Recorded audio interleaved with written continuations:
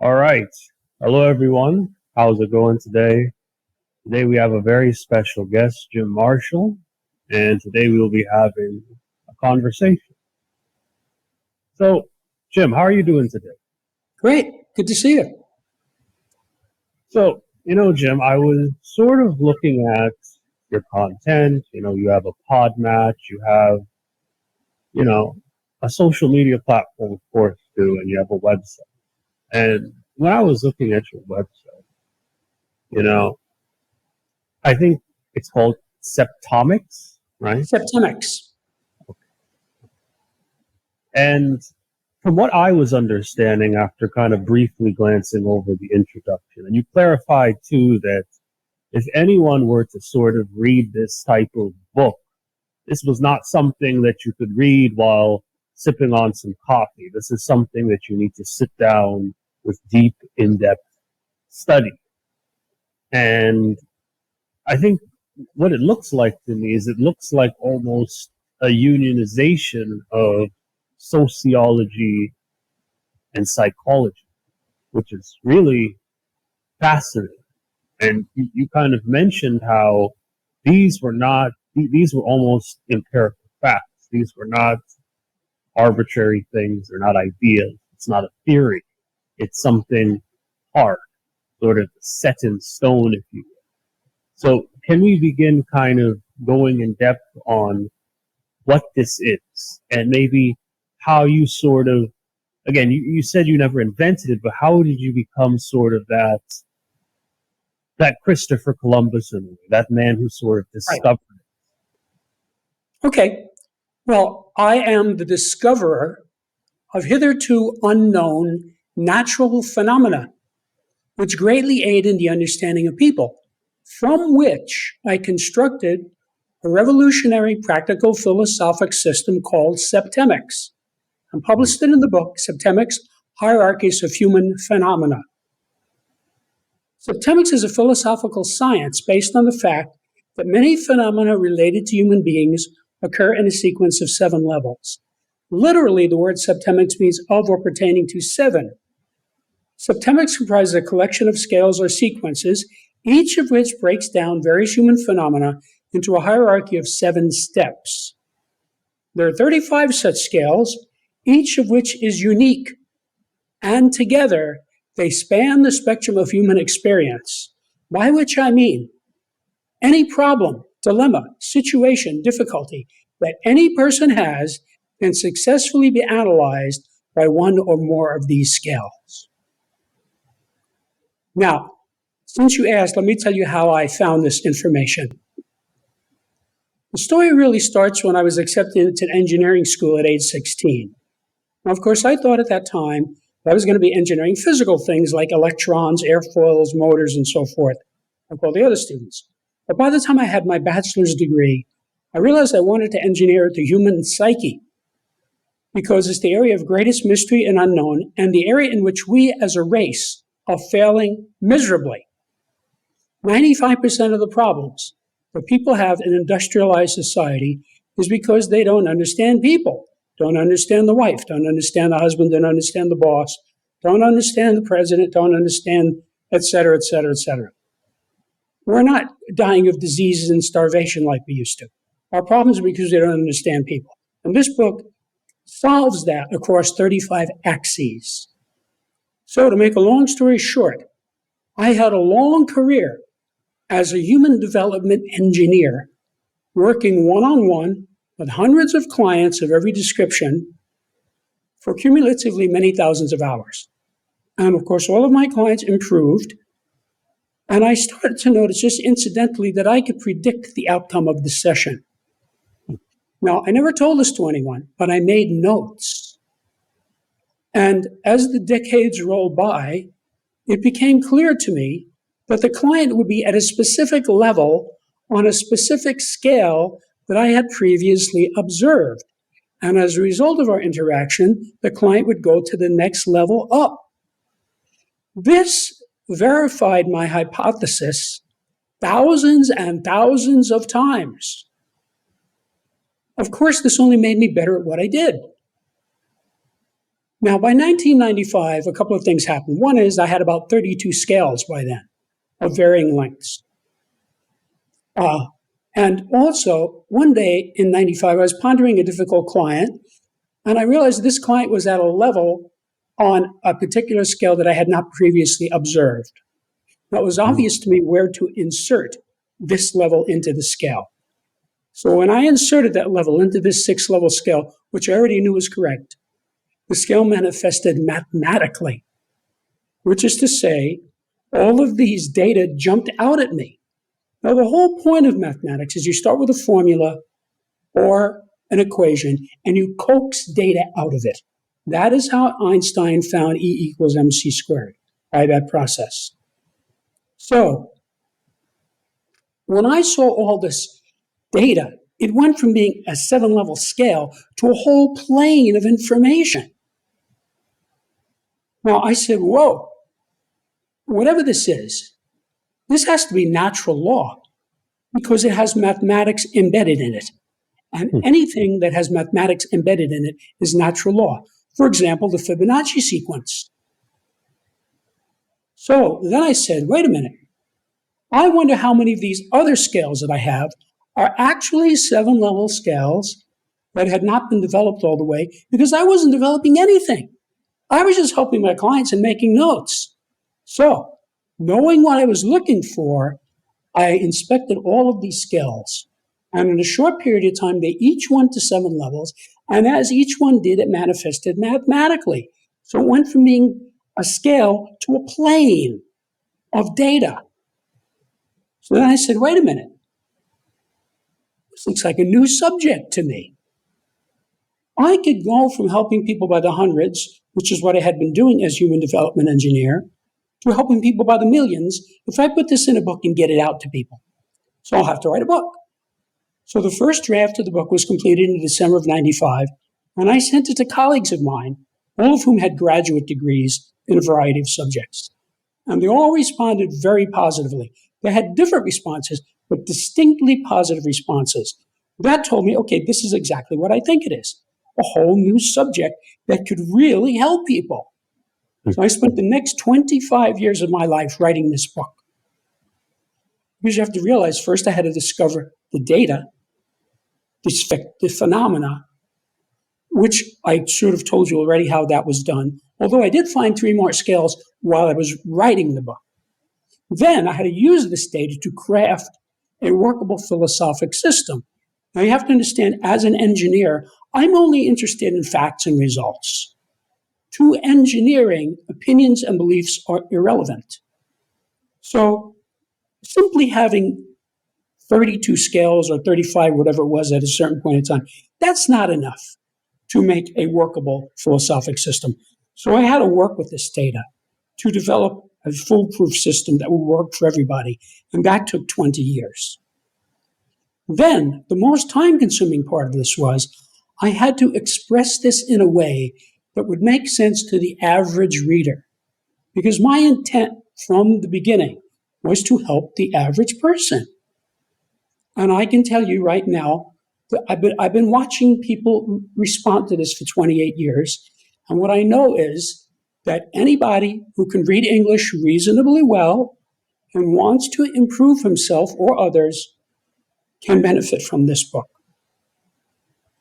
It's universally applicable. And the reason it's universally applicable is because it's natural law. Now you have to understand, I took 26 semesters of math and loved every minute of it. So to me, math is a very real thing. So when I saw math embedded in this, I knew I had something big. The reason why this works so well is it's natural law. It's natural law, just like Newton's 3 laws of motion or the periodic table of elements. It's natural law. Once you see it, you get it. It's not hard to get this. So people open up the book. I'm talking about a new person, looks at it and says, wow, yeah, I see this. And let me explain why that is. A couple of people said to me, what book is your book like? And I have to tell them, having gone to school for 28 years, I honestly don't think there's ever been a book like this before. But Each one of these scales is expressed in what you might call a table or a spreadsheet. So there's a whole body of data about the corresponding subject. So it's like a periodic table for each of these 35 subjects. Well, the periodic table is for matter, the elements. This is for these 35 subjects. Now, if you allow me, I'll tell you the names of the 35 scales, and then you'll see exactly what subject matter is covered in this book. Please, please. Okay, so there are 24 individual scales, meaning they apply primarily to an individual, and 11 group scales, which apply primarily to groups. So these are the individual scales. The scale of basic purposes, the scale of personal influence, the scale of choice, the scale of permeation, the scale of thought, the scale of identity, the scale of evaluation, the scale of motivation, the scale of control, the scale of stopping, the scale of scholarship, the scale of illiteracy, the scale of human ability, the scale of memory, the scale of spiritual identity, the scale of mental deletion, the scale of aberration, the scale of physical fitness, the scale of justification, the scale of belief, the scale of equanimity, the scale of attack, the scale of conflict, and the scale of reaction. And these are the group scales. The scale of relationships, the scale of life spheres, the scale of government, the scale of civilization, the scale of survival, the scale of management, the scale of exchange, the scale of communication, the scale of allegiance, the scale of sexuality, and the scale of politics. Now, you sort of suggested that this was kind of a mixing of sociology and psychology. There's some truth to that. But let me parse that a little bit further. This is a new subject. So this book is a textbook on an entire new subject. Now, I tried for years to fit this into some pre-existing niche. It cannot be done. So, for example, let's take psychology. There are elements of psychology in this. I know psychology, it's valuable and useful, but this is not psychology. For example, this has a scale of government, a scale of civilization, a scale of management, a scale of politics. That doesn't exist in psychology. Okay? So there's all kinds of things. There is a scale of spiritual identity. That doesn't exist in sociology. So this is a new subject. And I have had a lifetime of helping people. I went out of my way to write this in a way that works for people. And since the first transcript of it was released 28 years ago, I've been seeing people get this. They read it and they say, yeah, I get this. It's not obscure and it's not difficult to understand because it's natural law. So, for example, about 22 years ago, when I was working on this, I'm talking to a friend of mine one day about politics and government. Just two guys talking. And I had completed the scale of government. I said, let me show you something. So I pulled out the scale of government. He didn't even know I was writing a book. And I handed it to him. So he took it. I didn't say a word. He took it. He looked at it for about 1 second, and he pointed. He said, there, I'm right there. He found his level on that scale without my even suggesting that that's what it was for. He didn't know that. So this is really user-friendly. I'll tell you something else that happens with this all the time. The guy's reading a scale. It could be any scale, right? And he gets down to a certain level, like let's say level 4. He says, wait a minute. This is my mother-in-law. She's exactly like this. I don't know this guy's mother-in-law, but the phenomena is there. And it's specific and it's precise. So when you see it, you say, oh, yeah, this is how my brother Joe is. He's just like this. So when you do that, you're actually spotting him on a scale. You're saying, yeah, he's at that level. Now, let me tell you concisely how this benefits people. I've been helping people my whole life. I wrote this to help people. Each of these 35 scales provides the user with an infallible way of determining the salutariness, the beneficialness of any group, individual, or activity. If the group, individual, or activity moves persons up the scale, it's beneficial or positive. If it moves them down, it's detrimental or negative. So I'm giving you a yardstick by which to measure human activity, which is very useful. More importantly, just finding out what level you or another person is at on any scale is by itself enlightening and beneficial. Every time you correctly spot a level, you say, oh, now I understand why I can't get along with Joe. I'm at this level and he's at this level. You have an epiphany. That's how you know you found the right level. If you say this is the right level and you don't have an epiphany, it's not the right level. So this is really useful because what's happening here is it requires a certain amount of insight to use this. But more importantly, it develops insight because every time you use it, you have a realization. So then you have more insight. So then your capacity to use the subject is improved. You use it again and you have another realization and you have more insight. So this is a virtuous circle where the more you do this, the easier it is to use it. And the easier it is to use it, the more you use it. And the more you use it, the easier it is to use. So you just get into this where it becomes really easy to understand people. Now, let me give you an application, okay, a real world application, how you could use this right now.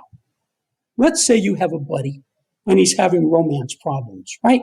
You have this friend, Fred, and he's complaining to you about his girlfriend. I don't know what I'm going to do about Mary. She's driving me crazy. She wants to break up. She's going out with another guy, blah, blah, right? He's playing. So you say, okay, Fred, look, let me help you with this. Come here, look at this. And you open up the book to the scale of relationships. Now he's going to look at this and he's going to say, you mean there's a scale of relationships? You say, yeah. This relationship that you've been complaining to me about for 6 months, where is it on this scale? He's going to want to know that because you just opened the door for him. Oh, yeah, let me see. So he looks at it. And what's going to happen is, in a matter of seconds, he will find a bracket. Meaning something like this will happen. We'll say, well, I can see right away, we're definitely not at levels 1, 2, or 3 because we're having a lot of trouble. See? So he got it down to 4. So then you say to him, okay, look, go ahead and read the text, and then you'll be able to get it exactly. So you can help him as a tutor with this if he has any trouble.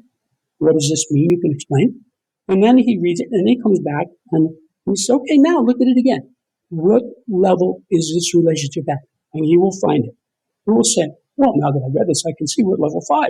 No wonder we're having trouble. This explains it. We're all the way down to level 5. See? And you could say, great. You and she could move this up to level 4 because it's the next level up. See, because it's the next level up, it's accessible to you. You can reach it. If you're at level 5 and you try to get to levels 1, 2, or 3, you will fail because it's too steep a gradient. But you will be able to get to level 4 because it's the next level up. Just like you're on a train, you're at 34th Street, the train next stop is 42nd Street. You can get to 42nd Street because you're at 34th Street. See? It's the next thing. Now you say to him, all right, let me show you something else. And you open it up to the scale of sexuality. He says, you mean there's a scale of sexuality? Yeah. You don't have to tell me, but for your own illumination, where are you on the scale? He's going to want to know this. And he'll look at it and say, well, I can tell right away. It's definitely not 6 or 7. That has nothing to do with me. And it's definitely not 1 or 2. They're way over my head. It's probably either 2, 3, or 4. You say, great. Go ahead and read the text. Then you can nail this exactly. So he reads it. He comes back. And he'll be able to find it. Now, since you're his friend, he might want to tell you. But the idea here is not to tell people. The idea is to figure it out yourself. So he'll look at it and say, well, I can see him at level 4. And he'll have a realization. Well, that explains why he didn't get along with Betty Sue. She was a level 5. That's not compatible. If you look at that scale, it's obvious at first blush. But some of those levels are incompatible. I mean, there's one level called can have sex, and there's another level called can't have sex. Well, duh. Those are obviously incompatible.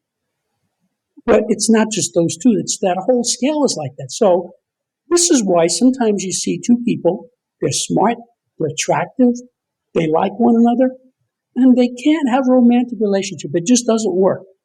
And very often it's because they're at different levels on this scale. These are the type of people who break up and stay friends for the rest of their lives because they like one another. See? So then you can say, all right, let me show you something else. Look at the scale of allegiance. He says, what's that? Well, look at it. Okay, so he looks and says, oh, yeah, allegiance. Yeah. And see, you could explain, well, if you're going out with Mary and then you cheat on her and go out with Betty Sue, that's a failure of allegiance, isn't it? You went behind her back. So you went down the scale. So I already know. Anytime relationships deteriorate, it's because allegiance has deteriorated. So he can look at this and say, by that same process, yeah, I am down at level 4. And he'll be able to see that he fell down to level 4. And then you can say, okay, let's improve you up to level 3, and then your relationship will be better.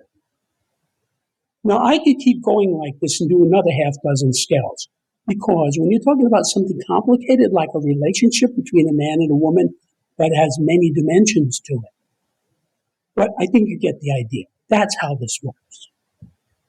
So that's excellent, but let's sort of take a backtrack now to Fujin. So what harbored your initial love for things like mathematics? What drew in that math as a child? Did you love math as a kid? Did you pick up on times tables very quickly?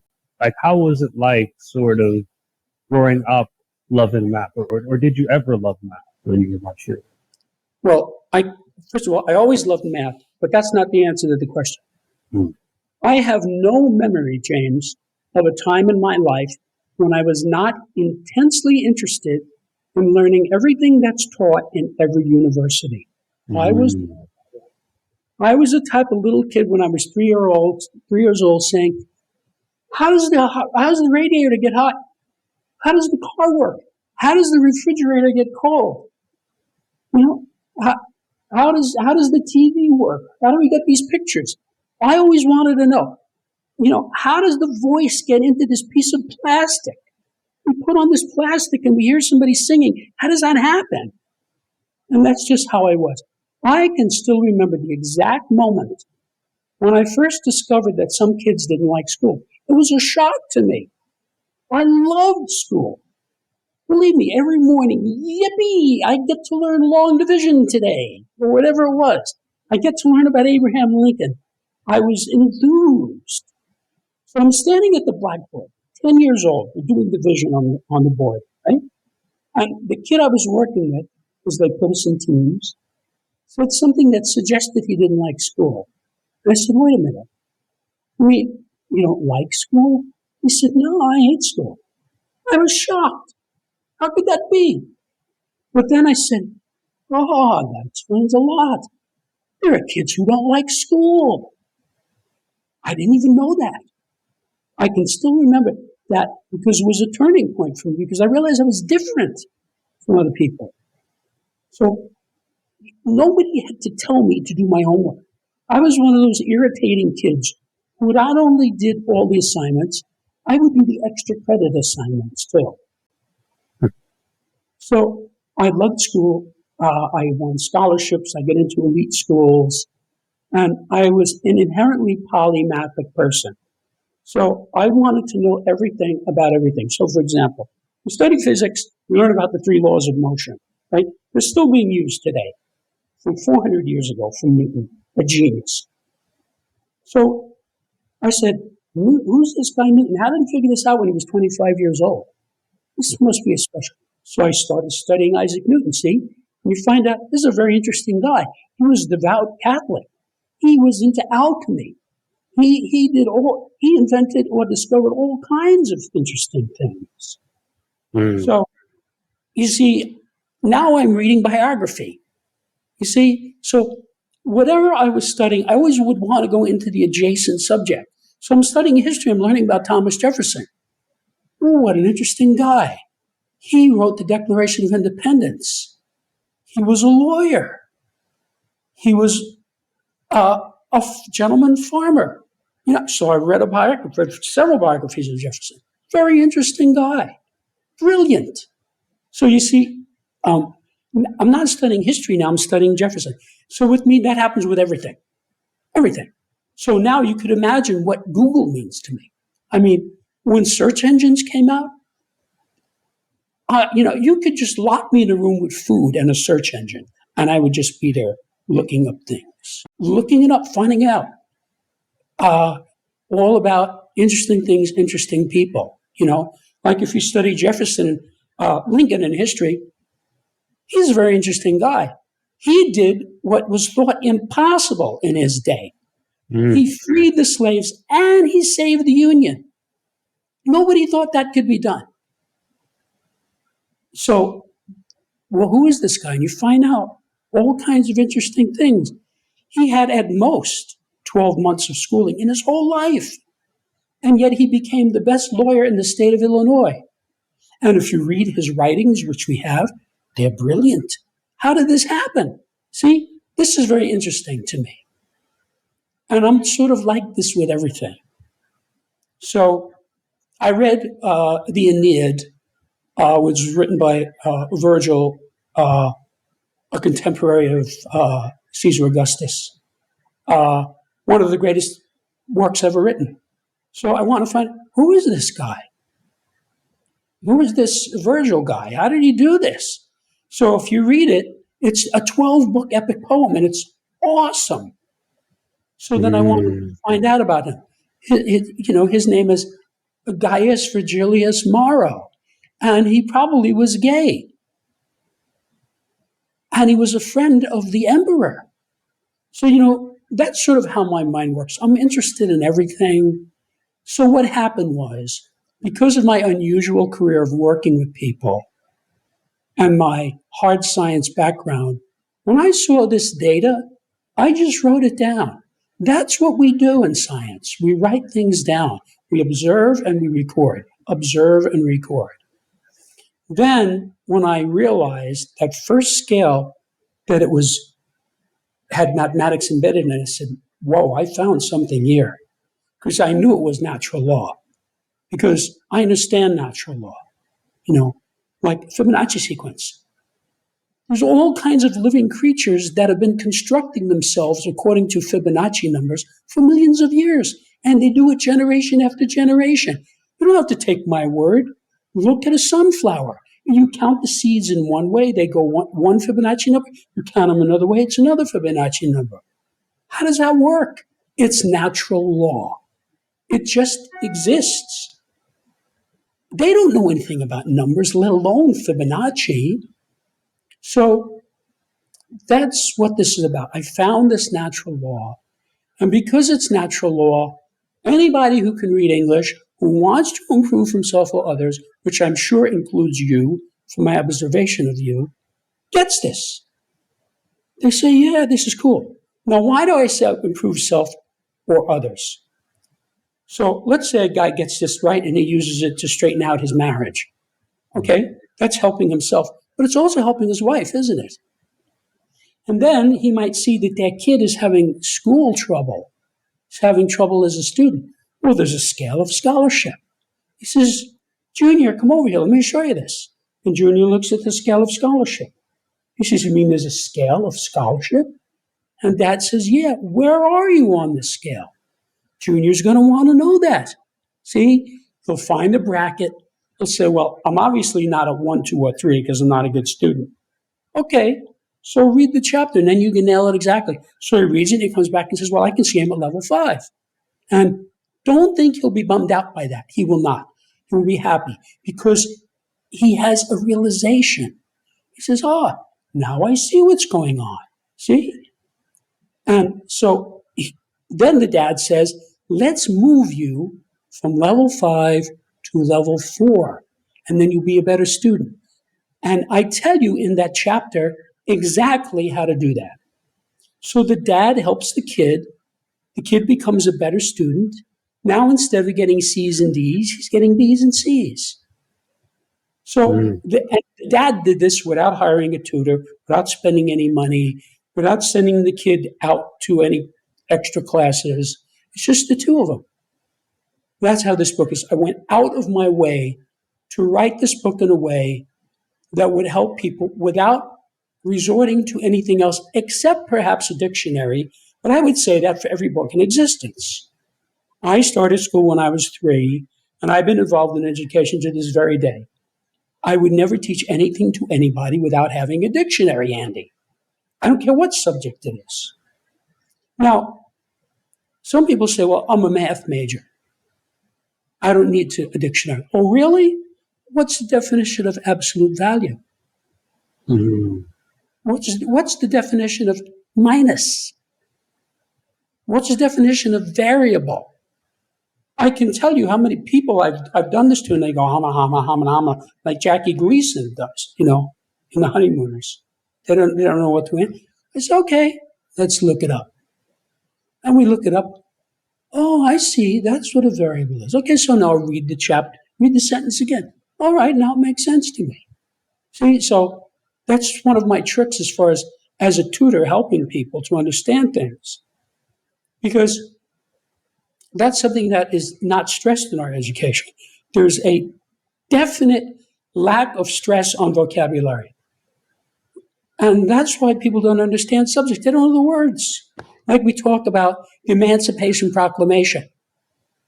How many students know what emancipation means? How many students know what proclamation means? I'm sorry, I'm getting something on my screen. So I'll say to students all the time, what does the word emancipation means? If I don't get a correct answer in 1 second, I say, okay, that's right, let's look it up. Takes 10 seconds. Read this. Oh, I see what it means, freeing people. Oh, good. Now I'll read it again. Oh, I see the proclamation that freed people. Okay, so you have to realize there is not only a glossary in front of every chapter of this book, there's even a glossary in front of the introduction. Because I want people to know what these words mean. And let me be more specific. There's a scale of communication. If you look up the word communication, depending on what dictionary you look at it, it has about 30 definitions. So a guy could reasonably say, well, what definition is this guy using? That's a good question. So I give one very specific, brief definition of communication right out of the dictionary. It's not 30 definitions, it's one. So he reads it and says, okay, I see what he means. Now he knows exactly what I'm talking about. So the book is full of that. It's very, very user-friendly because as with my experience as a tutor, I'm used to how to get people to understand things. And so this is really a user-friendly book. And the best way to think of it is each one of these 35 scales is like a lens that you can hold up to a mirror and look at yourself.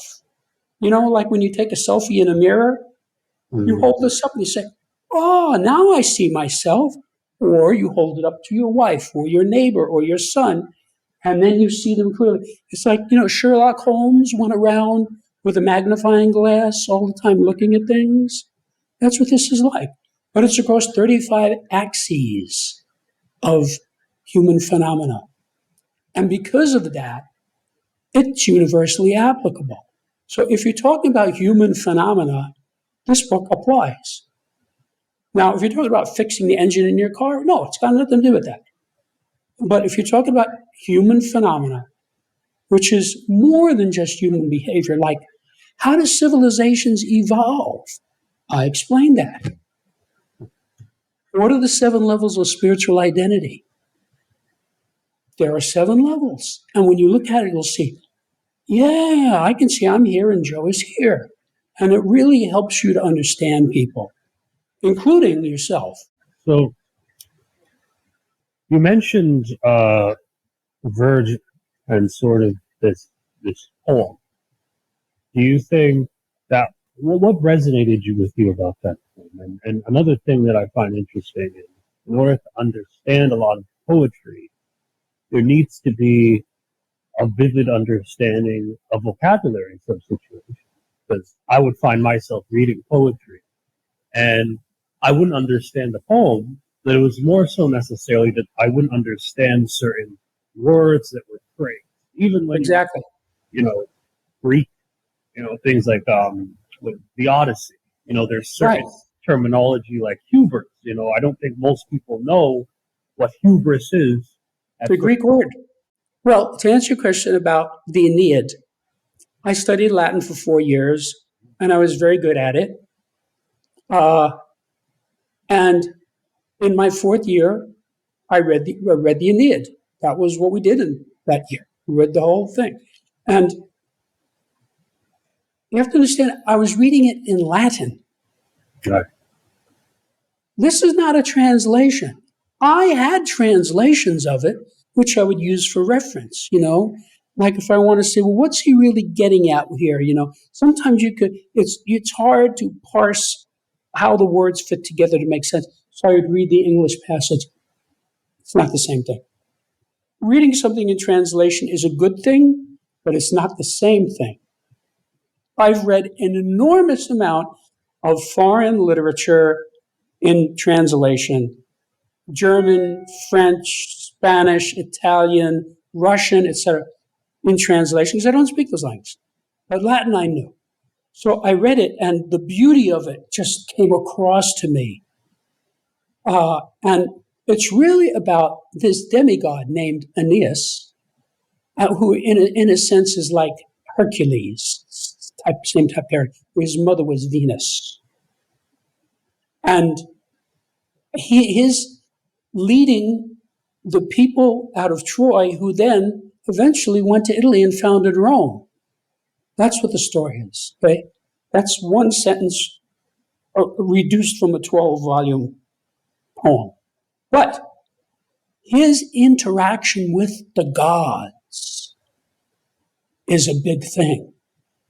That's a major. He had one god who loved him and protected him, but there were other gods who didn't. So this gets into what's really going on in life. You see? What's this thing we call luck? Where does this come from? And so it really opened up my mind in a spiritual way that nothing else did. Because it got me into that way of thinking, the way the Romans thought about the gods intercede. Now, it's not only the Romans, all kinds of religions think that. The Romans were pantheistic, as opposed to Christians are monotheistic, but still, there's the idea of divine intervention. I mean, George Washington absolutely believed in that. And if you look at the facts of his life, how can you not believe that? His cloak would be full of bullet holes. His hat. He would ride out in front of the troops with the bullets flying, with a sword saying, "Fight, men, fight," and he didn't get hit. How does that happen? He said it's providence. That's the word he used. So there's something to that, regardless of what religion you're in. Now, George Lucas came along with "May the Force be with you." Well, what's that all about? You see? And that's a lot of what that movie was about. Han Solo, the cynic, saying, "There's no force," right? Yeah. But then Luke gets into the ship and he hears the voice of the dead Obi-Wan Kenobi comes to him and says, "Turn off your computer." He turns it off and he drops the bomb right down into the target, which is a mystical thing. He did it without the computer. So that's why that really had an impact on me. And eventually I studied many of the world's religions. So theology is one of my main areas of expertise, but it's not just one religion, it's many religions. It's world religion. And I sort of got to the idea of sort of seeing what they had in common, how different cultures looked at the same thing in a slightly different way, which is not news. Most people know that Chinese people think differently from American people. That's not news. So when you go around people in different cultures, they approach things differently. So they'll look at the same thing and have different ways. You know, in English, we say fork. Fork is a description of how the thing looks. In Spanish, we say tenedor, which means holder. It's a functional description. You see, it's a different way of looking at the same implement. The Spaniards call it a holder. So that's true with all language. And when you read something in the original, you get the impact of what were these people really saying? You know, what was Virgil like? What did he really think? What were the Romans about as people? You know, because we studied them kind of on a superficial level. Well, there was this emperor and then this emperor, and they fought this battle, so many people. But there's a lot more to all of this. And that's sort of who I am as a person. I always want to know what's going on here? What's underlying this? You know, like, for example, when Einstein figured out the theory of relativity, that was a moment of creative thought. Most scientists don't think that way. He had some epiphany where he was able to go beyond what anybody had done before and see this thing. And then he was able to explain it in a paper to other physicists and mathematicians. Now, they didn't all get it right away. That is a historical fact. It took a while, but eventually, experimental physicists proved it to be correct many times. So now it's considered reliable scientific fact. But when he thought it up, it was just a creative moment in his mind. Just like when Chick Corea would play the piano. You know, I saw him play many times. It's like he's just making it up as he's going along, you know. I like watching Eric Clapton play a guitar solo. He never played that solo before, and he's never going to play it again. This is a moment of creation. Okay? So that's something that's discussed in some of the skills. So that type of thing is very interesting to me, how that works. You know, why people do what they do, and more importantly, how do you improve a person? How do you take a guy who's got a bad relationship and fix it?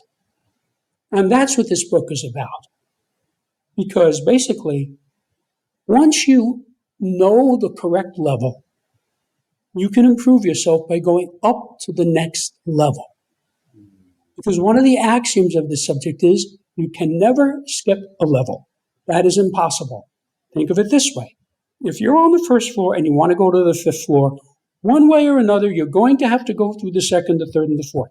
Whether you take the elevator, the escalator, the stairs, or go outside the building and use a rope ladder, you're still going through the second, the third, and the fourth to get to the fifth. That is why you can only move to an adjacent level. And that is good news because I'm giving you the gradients. See, most people have problems and don't know how to fix them. That's because they don't know the gradient. So you'll have a guy, let's say you have a guy who's 100 pounds overweight. He's upset about it. He's self-conscious about it. He can't fix it, right? So I've worked as a trainer. If he came to me and said, Jim, would you train me? I'd say, sure. Now, I have to find the gradient for this guy. I'm not going to say go out and run 5 miles every day. First of all, he's not going to do it. Secondly, if he did do it, he would be sore and he would be mad at me. That's not good training. That's malpractice. And I'm not going to give him a 100-pound barbell and say, lift this. Same reason. I would say to him, do you think you could walk 1 mile every morning? Right? And he's probably going to say, well, I think I could do that. I might miss a day or two because okay, good. So walk a mile every morning, and at the end of the week, we'll talk again. So then I say to him at the end of the week, how did it go? And if he says to me, this is tough, I say, okay, just keep doing it. Now, if he said to me, this is easy, I got it, I could do this anytime, I'd say, great, let's go to 1.5 miles. See, that's finding the gradient. That's what I did with my clients. I would pick up the level the guy was at and move him to the next level up. And that's how I discovered Septemix. I use Socratic dialogue.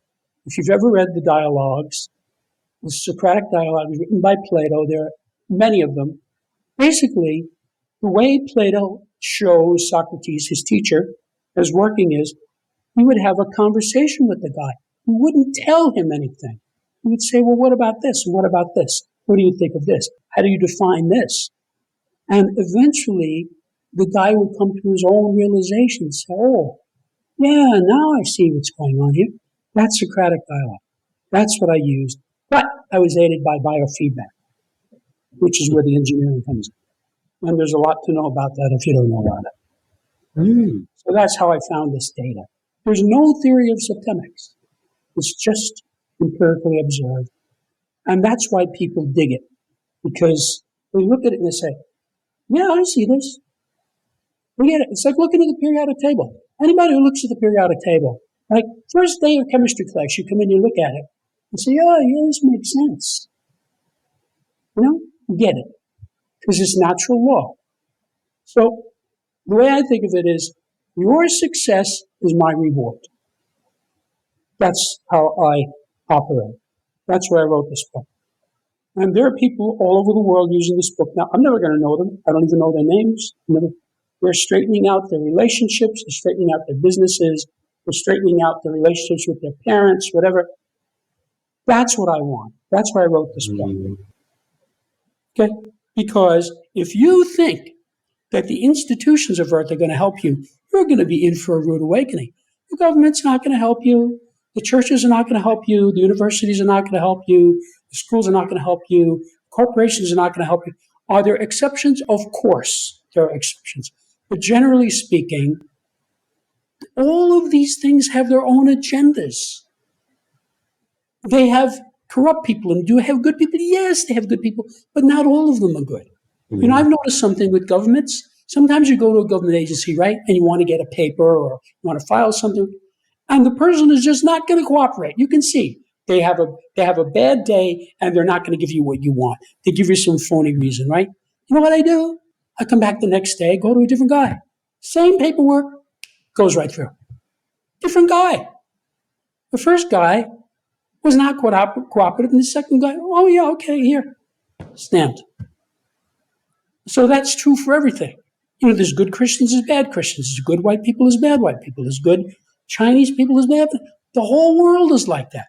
So if you go into any big group, I don't care what it is, any university, any church, any government at any level, you're going to find good people, you're going to find bad people. Now, the catastrophes come about when you get a bad person in there, like Hitler, running a government. You see what he did to his country. Mm-hmm. When you get somebody good in there who knows what he's doing, like Abe Lincoln, you get good results.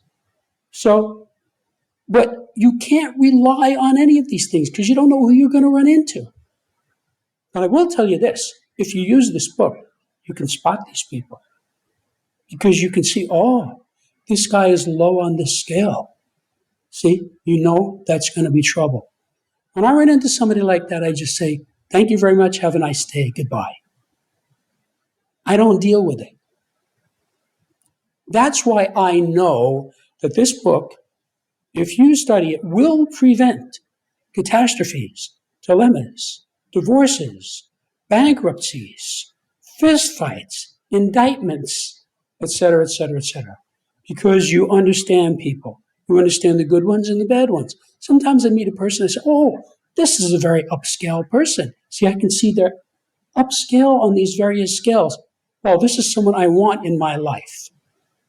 So I go out of my way to keep that person. And if I see this person is a little bit lower on some scales, I just sort of tiptoe around it. There's some people who are very nice people, just don't talk to them about politics. Don't do it. It's a mistake, It's all right, so you tiptoe around it. I have 3 sisters. One of them is a liberal and 2 of them are conservatives. I get along great with all 3 of them. You know why? I don't make it an issue. I just go around it. And I pretty much do that with everything. And the book helps you with that. It helps you to see, to parse what's going on. Like, you see a guy who's low on a certain scale, you're not going to be able to do much with that because the reason that the person is low on the scale is because he lacks insight in that area. And the reason a person is high on a scale is because he has insight in that area. So when a person is low on a scale, he lacks insight, there's not much you can do about it. He's just dopey on that subject. I'll give you a perfect example. Bill Clinton. Everybody knows Bill Clinton is a smart man. He was a Rhodes Scholar. Okay? Even his opponents admit he was a smart man and a shrewd politician. Okay? He left office with a high approval rating even though he was impeached. All right?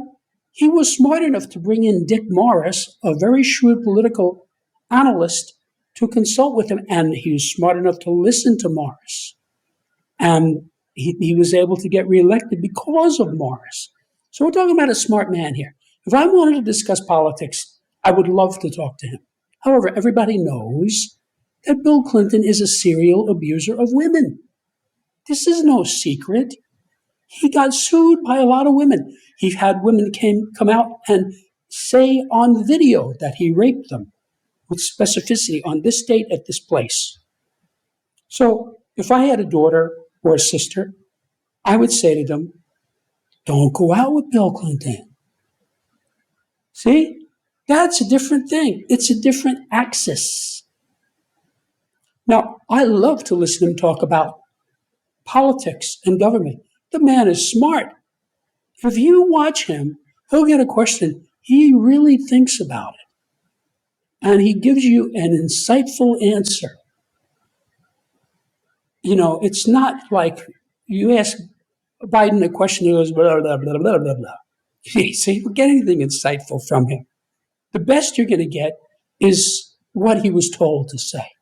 They're both from the same political party. You see, this has nothing to do with politics. Different guy. So, you know, there are just some people who are good at some things and other people good at other things. And so if I wanted a consultant about politics, I would love to talk to Bill Clinton. But I'm not going to take dating advice from him because he obviously has something wrong with him. Because you can see the way he treats women. It's not normal. And I don't mean to knock the guy, but everybody knows this already. Okay? So this is true for most people. You know, most people, like if you look at Jimmy Page was a genius.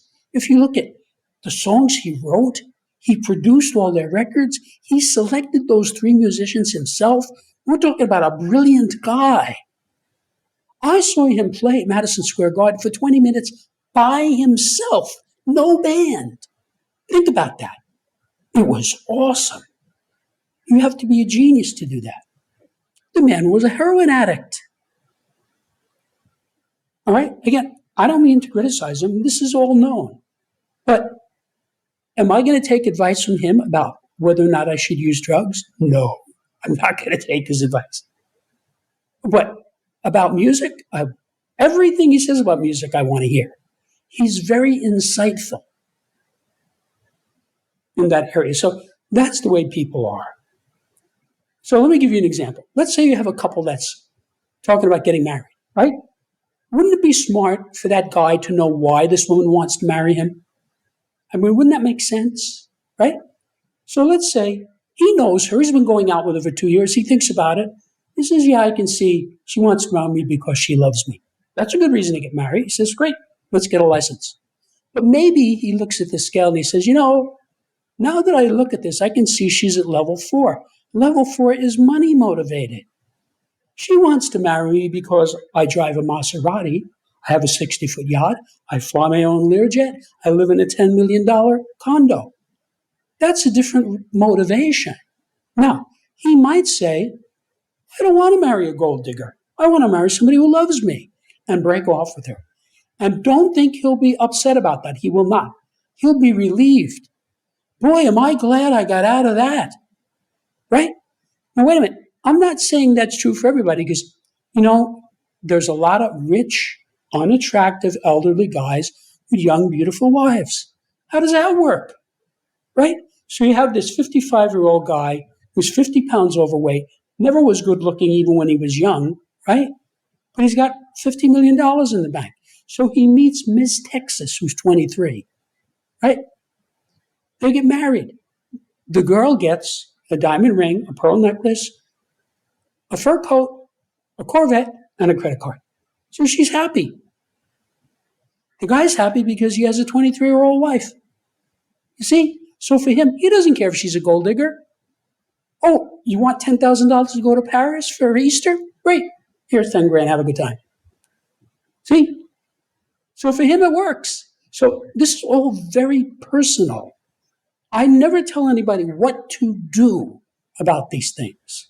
I just get them to see what's there. Some girl will say, I can see on the scale of sexuality, I'm at level 3, he's at level 4. Okay, I'm going to help him move up to level 3. You see? She could get him to look at it, and I'm not saying she should tell him. Look at it himself. And if he's honest with himself and say, yeah, I see him at my level 4. Okay, well, let's move you up to level 3, and then we'll have a better relationship. But let's say she spots that he's at level 5. She might say, I'm done with this guy. I don't want to mess with this. Even if I get him to move up a level, he's still a level below me. We're done. Goodbye. Here's your ring back. Either way, she's going to be happy because it's the truth. And the truth makes people happy. That's why therapy works. The guy gets in therapy and he says, now I can see what really went on between my dad, Maybe it's not a pretty picture, but it's the truth. And so he's relieved. See, he understands. So this is essentially the same type of thing, only all you need to do it is the book. Because I'm giving you the yardsticks. I'm giving you 35 yardsticks. And let me say something else. Some of these are general scales and some of these are specific scales. And what that means is, in a general scale, you find your level and you're done. On a specific scale, it's context driven. So for example, the scale of motivation. You can say, what is my motivation toward my wife? What is my motivation toward my son? What is my motivation toward my boss? What is my motivation toward my next door neighbor? Et cetera, et cetera. You could use this hundreds of ways. And then you can reverse the vector and say, what is my father's motivation toward me? What is my mother's motivation toward me? What is my girlfriend's motivation? You see, you're doing the opposite. So you could take this one scale and do a complete analysis of all the motivations of all the people in your life, both ways, and be greatly clarified as to, okay, now I understand. This is why when I say this, he doesn't like it. But when I say that, he does like it. Follow me? He's got a different motivation. So this is really helpful in dealing with people. It's good in getting rid of the people who are downscale, who are going to hurt you if you get involved. And it's good in finding the upscale people who you want around you. And again, it could be the same person. Let me tell you what I mean. Let's say you have a car dealership and you need a new salesman. So you bring some guy in, you're talking to him, and you can hear in what he says that he's money motivated. That's what you want. You want this guy out there selling your cars. That's why you're hiring him. He gets a cut from everything he sells. He's going to be out there pitching because he's a money motivated person.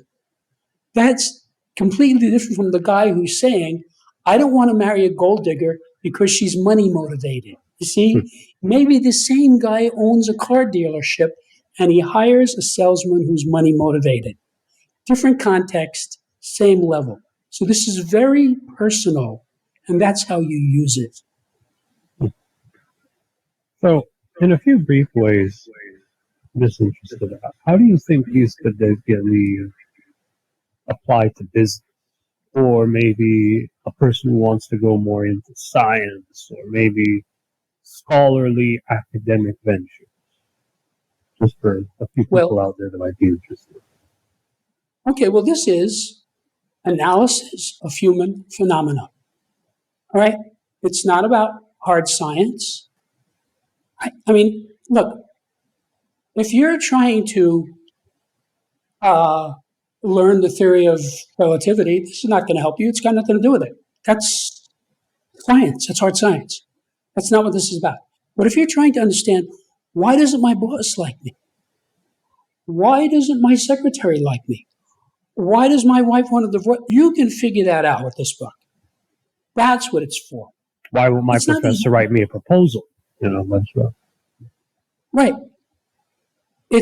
You're not going to figure out how to fix the engine in your car. It's not what it's about. There's a million books about those things. That's not what this is about. This is about people. Now look, if you said to me, Jim, come to my house, I want to show you my garden, I'd say, okay, James. So I come over to your house, right? And I look at your garden and I see you've got tulips, roses, forget-me-nots, hydrangeas, peonies, violets, because I know flowers, right? If you bring some 5-year-old kid in your garden, he's going to see the same thing. He's not going to say that. He's going to say, oh, these are pretty and they smell nice. That's all he knows. Now, most people are like that little kid when it comes to people. They don't know what they're looking at. That's why 37% of the German voters voted for the Nazis in 1932. They didn't realize what they were seeing. They didn't understand what they were looking at. If they had my book, they'd say, wait a minute, this guy is destructive. I don't want to vote for this guy. You see, it would have helped them. And to be very specific, when Obama was running for president, most of us had no idea who he was because he had only been in the Senate 2 years. He had this funny name, and who's this guy with this funny name running for president? So I said, well, I better find out because I'm going to vote, and I want to know who to vote for. So I conducted a Septemix analysis of him. I listened to him. I observed him, and I was able to determine his basic purpose. But what could possibly be more important than knowing someone's basic purpose? It's what the person is trying to do all the time. And so that informed me. Do I want to vote for him or not? So that's how you use this. So this has been a very informative dinner. Now, if anyone wants to sort of look at these resources that Jim has, it's septemix.com, correct? Septemix. Septemix. Septemix.com. Septemix.com. And again, please look at his website, look at his content, and please really focus on, looking at this video, kind of reading his book if you want to sort of get into this as well. So I would like to thank you for being on the show. It really has been a pleasure. Are there any closing words you'd like to give to the audience? Yes, just one sentence. I just want to say that the data in this book are vital for every person and can help you to achieve your goals faster and easier by explaining what might otherwise seem to be inexplicable or random. All right. Well, thank you again, Jim, and I'll see you all next time. Cool. Thanks, James.